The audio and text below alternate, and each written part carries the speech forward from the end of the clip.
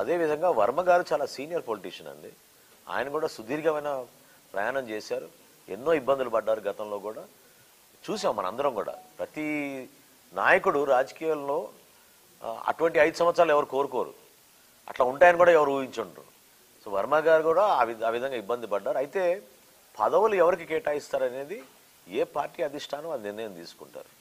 పవన్ కళ్యాణ్ గారు మనస్ఫూర్తిగా ఎప్పుడు కూడా మాలో ఉన్న నాయకుల్ని కూడా ప్రతిసారి అదే అంటున్నారు, ఏదో వారసత్వం రాజకీయం అని ఎవరైనా అంటే చాలా పొరపాటు అది. పవన్ కళ్యాణ్ గారు ఎప్పుడు కూడా కోరేది అంటే యువ నాయకత్వం, కొత్త నాయకత్వాన్ని మనం ఎంకరేజ్ చేయాలి, ఎంతమందికి అవకాశం ఇవ్వగలితే అంతమందికి ఇవ్వాలి మన అవకాశం అని ఆయన నిలబడతారు. ఆయన ఇప్పుడు చాయిస్ ఇస్తే ఆయన పదవి తీసుకోరు కానీ ఇతరులకు పదవి ఇచ్చే మనిషి ఆయన.